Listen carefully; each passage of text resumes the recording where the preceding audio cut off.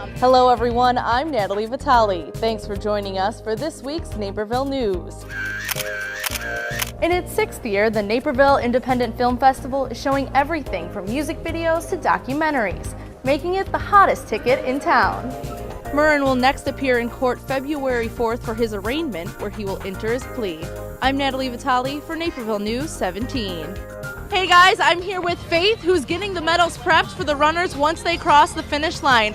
I'm here at Below H2O, where Superman himself is certified in diving. I went to find out what sets apart a craft beer from its commercial counterpart.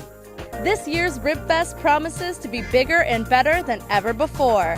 I'll show you how to get the best seat in the house and how to save money on those delicious ribs. Most think that driving under the influence just means driving drunk. However, as more states legalize marijuana, driving high is becoming an issue. Naperville has seen a small spike in people driving while under the influence of drugs, from 34 arrests in 2014 to 40 in 2015. This is prompting the department to give a little more attention to the issue. However, driving high doesn't just include illegal drugs. It could be things you take on a daily basis. It's the over-the-counter medication prescriptions. We really recommend that our residents and citizens that drive through our town pay attention to what the warnings are on your prescription bottle. Talk to your doctor about these things, because their medications will tell you don't operate machinery or a vehicle while taking this medicine, and yet so people are under a false sense of security. Hey, I have a prescription medication I can take right now. I can still drive my car, when in fact that might not be true. And the consequences for driving under the influence of drugs could be steep. Driving high is treated the same way as a DUI alcohol. We have to show and determine that the person is under the influence of whatever substance it may be, and then they're put through a battery of a field test. It's very similar to a DUI alcohol, because these will impair your balance, your sense of perception, time, very similarly to how a DUI alcohol would. Over the recent holiday weekend, the Naperville Police Department made 7 DUI arrests. Students at May Watts Elementary came up with a new way to inspire their peers to make new friends. For some, the playground can be a lonely place.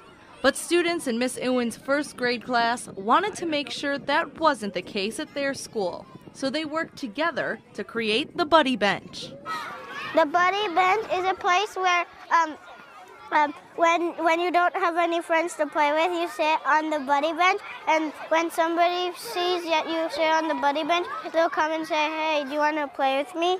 The class got to work repurposing an old bench on the playground, giving it a little personality. We really liked the yellow color. It's called Cheerful, which is always a good color, and it matches the playground nicely. And then the kids wanted to add their touch to it, so we decided to put some handprints on it. And then we pulled some friendship quotes online and decided on this Ralph Waldo Emerson quote, and the rest is what you see here. A school parent made the metal silhouettes on the backboard, and the project was complete just before school let out, allowing the bench to be used for many students to come. We made this so we can inspire people. The Buddy Bench serves as a way for kids as young as elementary school to make new friends. It's easy to be friends to people who you're friends with, but it's not always so easy to go up to somebody who you don't know and ask them to be a friend. So I'm really hoping that it just builds some kindness and some character in these kids. The Buddy Bench idea was first started in Pennsylvania by an 8-year-old boy named Christian. Several other schools in our community have already made their own. Living near the DuPage River has its perks. From the Riverwalk to local ponds, I took a look at fishing in the area. It's a lifelong sport that can be done any time of the year and almost anywhere. You could do it alone, you could do it with a group of friends, you could do it with your family, and then you can also fish all seasons. So different seasons, in the spring a lot of the fish are spawning and they're actively feeding. In the summertime, typically they go a little deeper in the lake. In the fall they come in to feed again. And then we also do a lot of ice fishing. And that's kind of neat because you can fish anywhere on the lake that you want as long as the ice is at least 4 inches thick. All you need to fish locally is a pole, some bait, and if you're over the age of 16, a fishing license. And you'll want to make sure you're adhering to other state laws, such as only using 2 poles to a person. So you can actively only be fishing with 2 fishing poles, and you have to be with them at all times. You can't leave. And then basically you want to know the size limits and the creel limits if you're going to be keeping any fish. Okay. We do recommend catch and release. If you bring a camera out, you can take a picture and put it back so someone else can catch it. Depending on where you choose to fish in the area, both the DuPage Forest Preserve and the Park District stock their ponds with a variety of fish. We have some pumpkin seeds that kind of have a reddish mark on their gill cover, which is called the operculum. We have a largemouth bass in here. We have some other sunfish, green sunfish, and hybrid. They often hybridize. And so you can get a variety of different species, freshwater species. Fishing is allowed all hours that the preserve and the parks are open, dawn to 1 hour after dusk. Both the Forest Preserve and the Park District offer camps and classes to help you learn the basics.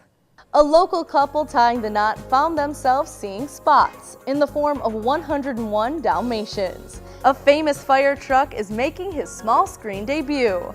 Neptune, the bike-balled fire truck, recently visited the set of the TV show Chicago Fire to take part in a taping. This week gives a chance for breweries to come together and celebrate their craft. Natalie Vitale, and that's what's happening right here in your neighborhood, Naperville. We'll see you next week. Until then, follow us on Facebook and Twitter for daily updates.